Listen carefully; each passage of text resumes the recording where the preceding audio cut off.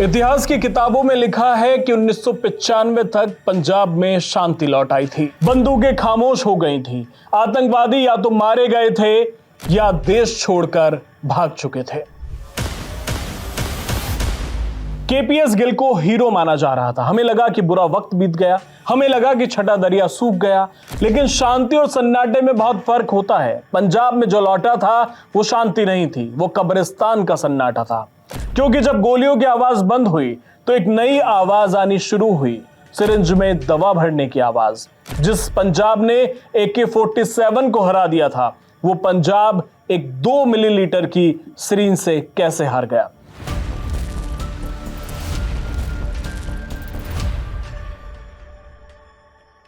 इस तीसरे एपिसोड में उस दौर का पर्दाफाश करेंगे जिसे मैं the era of state sponsored mafia कहता हूं।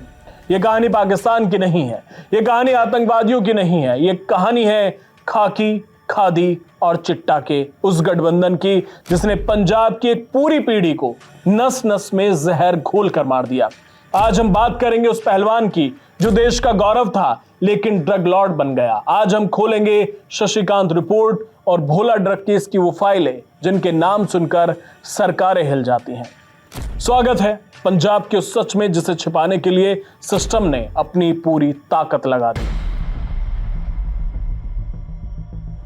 चीजों को लॉजिकली समझिए। पिछले एपिसोड में हमने देखा कि ड्रग्स के रूट्स आतंकवादियों ने बनाए थे। 1995 में आतंकवादी खत्म हो गए, तो सवाल यह है कि वो रूट्स कहां गए, वो सप्लाई चेन कहां गई, वो हजारों करोड़ का धंधा कहां गया? क्या वो हवा में गायब हो गया? जी नहीं। इकोनॉमिक्स का नियम है where there is demand supply will find a वे।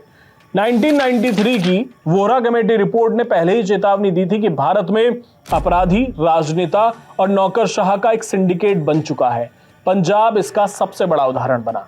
1997 के बाद पंजाब में जब सत्ता बदली, सरकारें बदली, लेकिन एक चीज नहीं बदली, ड्रग्स का फ्लो।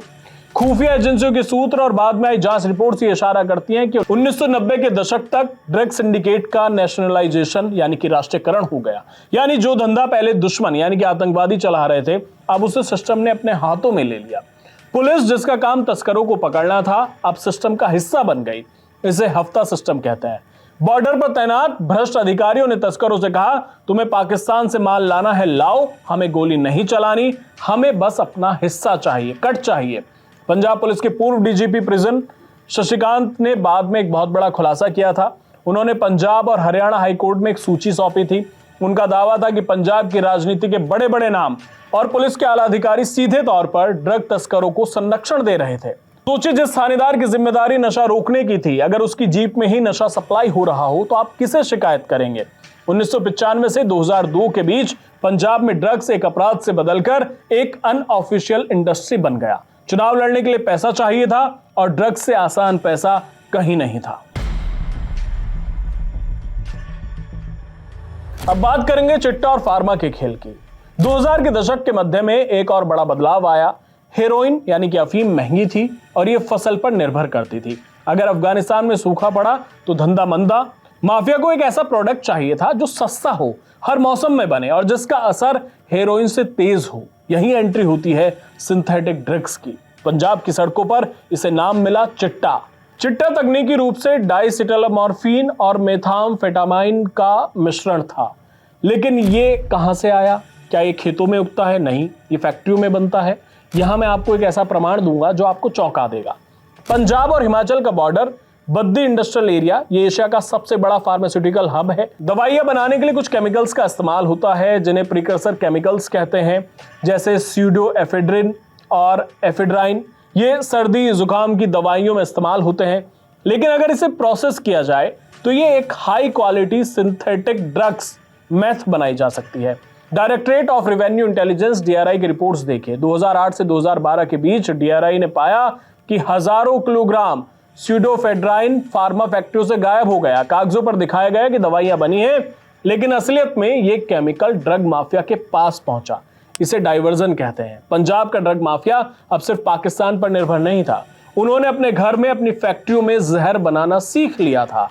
यह ड्रग सस्ती थी लेकिन जानलेवा थी। इसने पंजाब के गरीब से गरीब तबके को भी नशे की गिरफ्त में ले लिया। अब बात करते हैं जगदीश भोला की। हर कहानी को एक चेहरे की जरूरत होती है और पंजाब के नार्को पॉलिटिक्स का चेहरा बना एक ऐसा आदमी जिसे देश का हीरो होना चाहिए था। नाम जगदीश सिंह भोला। ये कोई मामूली अपराधी नहीं था, ये एक अंतर्राष्ट्रीय पहलवान था, अर्जुन अवार्डी था, पंजाब पुलिस में डीएसपी था। युवा उसे अपना आदर्श मानते थे, लेकिन 2013 में जब पंजाब पुलिस ने उसे गिरफ्तार किया तो जो सच सामने आया उसने पूरे देश को हिला दिया। जांच में पता चला कि जगदीश भोला सिर्फ एक पुलिस वाला नहीं बल्कि 6000 करोड़ रुपए के इंटरनेशनल ड्रग रैकेट का सरगना किंगपिन था। भोला ने क्या किया? उसने हेरोइन पाकिस्तान से और सिंथेटिक ड्रग्स फार्मा फैक्ट्रियों से लेकर एक हाइब्रिड मॉडल तैयार किया। उसने ड्रग्स को कनाडा, यूके, यूरोप भेजा। पहलवानी के दौरान बनाए गए उसके विदेशी संपर्कों का इस्तेमाल उसने तस्करी के लिए किया। लेकिन कहानी यहां खत्म नहीं होती। गिरफ्तारी के बाद मोहाली कोर्ट के बाहर मीडिया के सामने जगदीश भोला ने जो बयान दिया वो पंजाब की राजनीति में भूचाल ले आया। भोला ने चिल्लाकर कहा, मेरे ऊपर वाले लोगों को पकड़ो, मैं तो बस एक मोहरा हूं, असली खिलाड़ी तो मंत्री है। विक्रमजीत मजीठिया का आप सीधा नाम ले रहे हैं? पंजाब सरकार में वो मंत्री हैं। ले रहे हैं तो मैं सही नाम ले रहे हैं ना। उसने खुलेआम पंजाब सरकार के तत्कालीन कैबिनेट मंत्री बिक्रम सिंह मजीठिया का नाम लिया था। ये आरोप हमारे नहीं है, ये आरोप भोला ने लगाए हैं। मामला कोर्ट में विचाराधीन है और कई जांच कमेटियां बैठी हैं। ईडी ने जब जांच शुरू की तो तारों के सिरे मंत्रियों, विधायकों और बड़े पुलिस अफसरों तक पहुंचे। लेकिन क्या हुआ? जांच अधिकारी बदले गए, फाइलें इधर से उधर हुई, कमेटियां बनी, रिपोर्ट आई, लिफाफे बंद हुए, लेकिन बड़ी मछलियां जिन्हें बिग फिश कहा जाता है उनका कुछ नहीं बिगड़ा। जगदीश भोला का केस इस बात का प्रमाण है कि सिस्टम कैसे अपने ही एक हिस्से का इस्तेमाल करके माफिया चलाता है और जब राज खुलने लगते हैं तो उसी मोहरे को जेल में डाल देता है।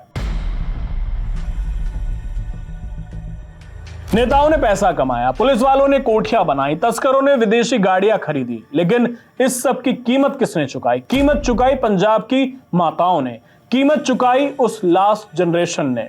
पीजीआई चंडीगढ़ और एम्स की स्टडी पंजाब ओपियोइड डिपेंडेंस सर्वे 2015 के आंकड़े अगर आप देखेंगे तो पंजाब में अनुमानित लगभग 2.5 लाख यानी कि 2,30,000 के आसपास लोग ओपियोइड डिपेंडेंट थे। इनमें से 76% लोग 18 से 35 साल की उम्र के थे।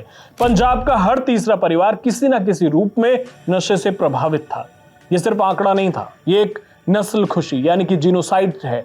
गांव में ऐसे घर हैं जहां पिता की अर्थी को कंधे देने वाला बेटा नहीं बचा। खेतों की जमीनें बिक गई नशा खरीदने के लिए। नौजवान जिनके हाथ में हल या लैपटॉप होना चाहिए था, उनके हाथ में चोरी का सामान और सिरिंज थी। अमृतसर का मकबूलपुरा गांव, जिसे विधवाओं का गांव कहा जाता है, वहां हर घर में किसी ना किसी पुरुष की मौत नशे से हुई है। यह है वो विरासत जो इस नार्को पॉलिटिक्स ने पंजाब को दी। सिस्टम ने नशा मुक्ति केंद्र तो खोले, लेकिन रिपोर्ट्स बताती हैं कि कई रिहैब सेंटर्स खुद ड्रग्स बेचने के अड्डे बन गए थे। इलाज के नाम पर यातनाएं दी गई, मरीज को मरीज नहीं अपराधी समझा गया। 2015 आते आते पंजाब पूरी तरह उड़ता पंजाब बन चुका था। जनता ने आवाज उठाई, आंदोलन हुए, सरकारें बदली, वादे किए गए कि 4 हफ्तों में नशा खत्म कर देंगे। लेकिन आज 2024-25 में भी हम वहीं खड़े हैं। हाई कोर्ट में आज भी वो सील्ड रिपोर्ट्स पड़ी हैं जिनमें ड्रग तस्करों, राजनेताओं के गठजोड़ के सबूत हैं। एसआईटी की रिपोर्ट, चाहे वो चट्टोपाध्याय रिपोर्ट हो या शशिकांत रिपोर्ट, आज भी सार्वजनिक होने का इंतजार कर रही हैं। सवाल यह है कि इन लिफाफों में ऐसा कौन सा सच है जिससे पूरा सिस्टम डरता है? क्या इसलिए कि अगर ये नाम बाहर आ गए तो पंजाब की राजनीति का पूरा ढांचा गिर जाएगा? लेकिन क्या कोई उम्मीद बची है? क्या इस चक्रव्यूह को तोड़ा जा सकता है, या पंजाब अब हमेशा के लिए इस छठे दरिये में डूब चुका है? अगले और आखिरी एपिसोड में हम बात करेंगे समाधान की। हम बात करेंगे उन असली वीरों की जो आज भी ग्राउंड जीरो पर इस माफिया से लड़ रहे हैं, और हम पूछेंगे वो कड़वे सवाल जो हमें अपने आप से पूछने चाहिए। ये कहानी सिर्फ पंजाब की नहीं, ये चेतावनी है पूरे भारत के लिए, क्योंकि जो आज पंजाब में हो रहा है वो कल आपके राज्य में भी हो सकता है। जय हिंद।